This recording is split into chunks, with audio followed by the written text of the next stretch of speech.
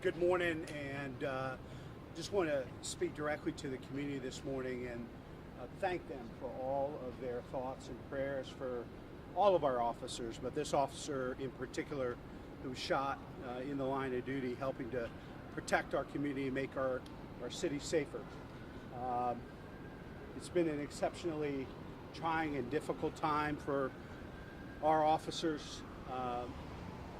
This is a very special person who has continued to answer the call to service, not just in Columbus, but in Dublin before that. This officer has been fighting for his life.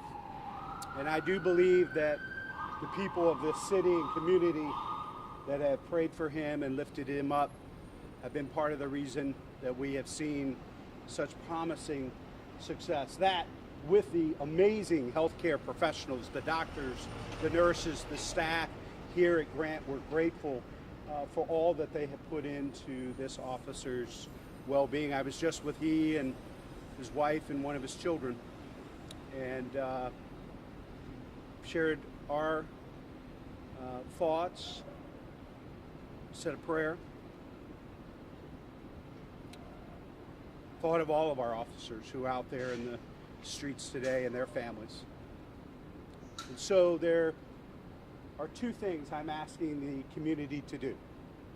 I'm asking you, in whatever your faith tradition is, to lift up and pray for this officer and his family for a full, speedy recovery. But I also want you to pray for all of our officers who continue to answer the call and respond to those in need throughout our community. The second thing is I want everybody in this community to consider a contribution to Crime Stoppers. We believe that we need more tips and information to hold all of these folks accountable for shooting at and injuring and trying to kill police officers in our community. I'm going to be on the phone today raising money. I'm going to introduce Anthony Johnson, Officer Anthony Johnson, who leads our Crime Stoppers efforts. He can share more information with you and the public about how they can contribute. But I want everybody to consider what they can do. Pray for this officer, pray for his family, pray for all of our officers, and every little bit counts, because we think if we put enough money towards tips and rewards, we can hold these folks accountable and send a clear message that when you go after our officers in this community, the entire community will stand together to support our officers in their incredibly important work. So I'm going to ask Anthony Johnson to come up from Crime Stoppers. Officer Anthony Johnson, share more information about how people can contribute to Crime Stoppers and help us hold these dangerous criminals accountable. Officer? First off, I want to thank the mayor for speaking out on such a horrible incident that involved a Columbus police officer. There are two things that I want to talk about. The first of which is, how can someone donate money to Central Ohio Crime Stoppers? There are two people that you need to email. The first of which is myself. My email address is A as in Adam, N as in Nora, Johnson, JOHNSON, at columbuspolice.org. The second person, her name is Lori. She's our office manager. Her email is crimestoppers16038 at gmail.com. We will walk you through the necessary steps to secure that money and to make sure that it goes towards the individual or individuals responsible for this incident. The second thing that I want to talk about is how you can give us information that, keep in mind, is 100% anonymous. There are three ways that you could do that. The first of which is via phone. That phone number is 614-461-8477. That's tips. 100% anonymous. The second way is our website. It's www.stopcrime.org.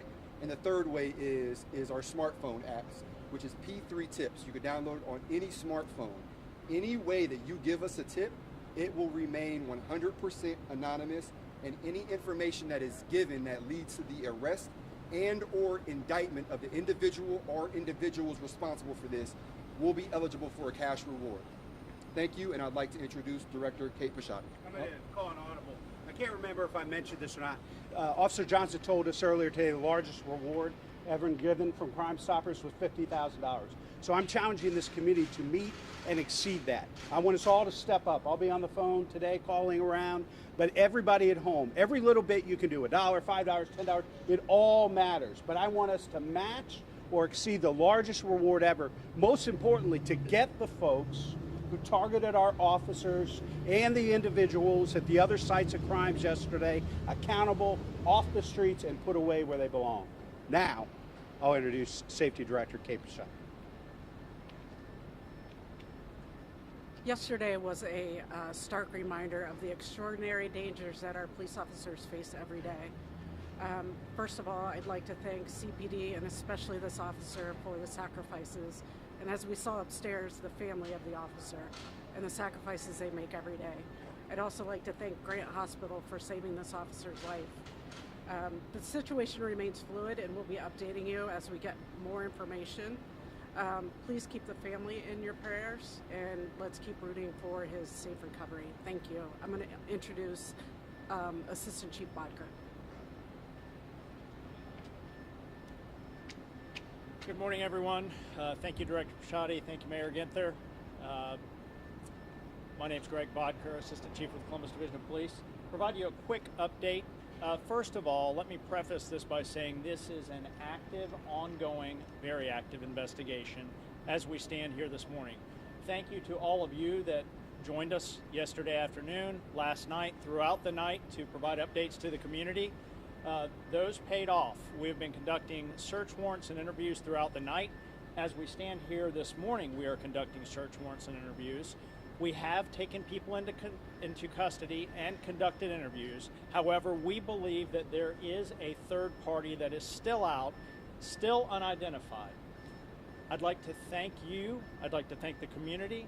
Most importantly, as I talked about yesterday afternoon, there's an officer in the hospital behind me that his life was saved by his partners in patrol that got him here quickly, the doctors and staff at Grant Hospital. They perform miracles here, and they did that yesterday. This officer is struggling. He's got a long road ahead. We're confident that his toughness will pull through. I think that's about all I have. If you have information on suspect number 3, Officer Johnson talked about it, 461-TIPS. You can call our Homicide Bureau at 614-645-4730, or you can call 911 and officers will respond. I'll take a few questions. So there were 2 people taken into custody earlier today. Can you explain, do you believe one of those 2 people may be a suspect? Another person, who might that be if there's a third person who still is at large? We don't know that. There were more than 2 people taken into custody. Interviews are being and were conducted in conjunction with search warrants. I'm confident that we will ultimately file charges on someone, but I don't know if it's the people that were interviewed this morning. What can you tell us about the background of the officer, how long he's been on the force, where else he's worked, what kind of role he serves? He's a patrol officer on the west side of Columbus, and that's the extent of the information I'm going to share on the officer right now. Can you give us an age? No. Can you specify how many people you took into custody this morning? I don't know the exact number. This is Stephanie Frank, Police Executive Service. Hi, good morning. Do you believe you have the shooter in custody? I don't know the answer to that as we stand here right now. What can you tell us about the role the officer's partner played in bringing him and getting him to the hospital as soon as possible? Heroes. All of the officers that were on the freeway yesterday saved lives of each other and innocent civilians that were on the freeway. Some of you were out there shortly after this happened, and you saw that scene. It was chaotic, as officer-involved shootings oftentimes are very chaotic at the beginning. Nevertheless, the officers put themselves in between violent felons and innocent people that were merely on the freeway. And so every one of those officers is a hero, including this officer's partner, who quickly assessed the situation and very quickly got this officer to Grant Hospital, where the doctor saved his life. Do we have any better idea of what happened? Why they came to a stop? Did the shooting happen before they stopped? Were they moving when they were shooting? The placement of where the vehicle stopped was unusual, and that's why I asked, right by Mound on 70. I think it's premature for me to speculate on that. I don't know all of those facts. I can speculate, but I'm not going to. What kind of firepower do these people have? What kind of guns are you able to find? Well, if you remember, the lead agency in this officer-involved shooting is State Bureau of Criminal Investigation, and so all of that information is not privy to us. We know there was a vehicle robbery in Whitehall. Whitehall police have confirmed that. There's a bank robbery at Fifth Third. Are there other crimes that this group of people may be connected to that you're looking into at this point? We believe that there may be, but we're not in a position to say conclusively that that's Are those in Columbus or in other Central Ohio jurisdictions? both, we think. Are you able to specify the roles that some of these suspects played? Obviously, there was one that was killed yesterday. Some are in custody now, and you're looking for a third. Do you know who did what at all? Way too premature to share that or speculate on that. How important was the officer wearing body cameras to help investigation and furthering the investigation to look for the suspects? Can you talk about the role that played? Yeah, body cameras are always great technology. We've shared that footage with you in the past. We will share that with you as soon as we can. I have not yet watched all of the body camera footage. I know that as we are here, investigators are looking at that body camera footage. But let's remember that there's probably hundreds of hours of body camera footage that must be filtered through and examined. So that's going to take some time. One of the reasons that I've been such a big proponent of body-worn cameras is, yes, around transparency and accountability, but it goes both ways, right? The community has to see what our officers are facing every day. The firepower they're encountering, the dangerous people they're encountering, so they have a better understanding for what our police officers are facing every day and the split-second decisions that have to be made. All of that is helped by having that information and that real-time footage. And as Assistant Chief said, we'll be sharing that information as quickly as we can. That's all we have time for. We'll keep you guys updated as much as we can. Brian, can I ask you a question? Yeah, sure. Mayor, how are the officers' spirits appearing after this? I'm sorry? What was the spirits like for the officer there? How's he doing? Well, all of the officers, I think, are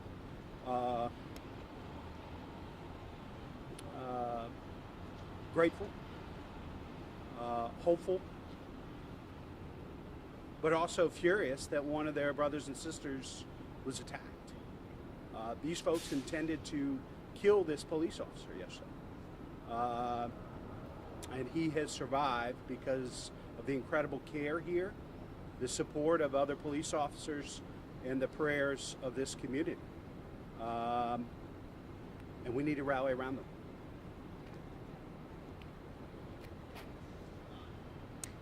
Have you had a chance to talk to the officer who was injured yesterday? I did. I was just up there. I spoke to him. I spoke to his family. I let him know he is part of our brotherhood. When you walk with the Fraternal Order of Police, you do not walk alone. I told his mom and dad they have nothing to worry about while they're here other than their son. We're going to take care of their housing while they're here. We're going to take care of their food, any needs that his wife has. I looked the officer and his beautiful 4-month-old baby, and I said, look at your child. This child is not growing up fatherless, and that is the most important part. You're standing here in a level 1 trauma hospital, the best hospital you could probably be at. They're going to patch him up, long road to recovery, but he is alive, and that's the important part. Have you had a chance to talk to his partner who may have saved his life? I have not yet personally thanked him, other than I gave him a little high five as he walked by, and I said what I tell everybody involved in these issues: thank you for being here, thank you for being alive. I've not spoken detail. From what I understand, he did a phenomenal job. Can you tell us about his background? Do you know anything about him? It's my understanding he's a former Marine, spent many time in the military, the partner, served some time overseas. Although a new officer, it's my understanding when this happened, he knew exactly what to do, and it's just a testament of the people we hire. You worked in Dublin before. The mayor mentioned something about Dublin. I do not know that. I have a quick question for Yes. you. I don't know if you can speak to this, but this just came from Twitter. Columbus Police releasing a tweet saying, correction, investigators have identified and interviewed only one of the suspects involved in yesterday's incident. I do not know. I'll always defer to the... I was going to say, where'd everybody go? Everybody left me. I'm not offended. Brian, there have been outpourings of love on social media from police agencies across the Midwest. Yeah. What are you thinking about that when you see it? I'm getting calls from people from California, not just police officers. We're getting phone calls, email, Facebook, everyday citizens.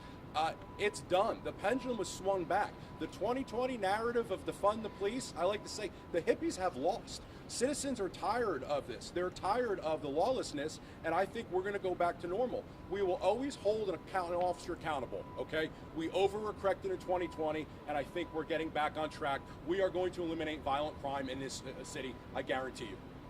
What can you tell us about the other agencies that helped in finding the suspects in the search? Multiple agencies. We have phenomenal partners, our federal partners, Whitehall Police, sheriff's officers. When you hear 10-3 officer down, everybody stops and they converge on the area. They did a phenomenal job. I know they have one suspect in custody, peacefully in custody, and that's important.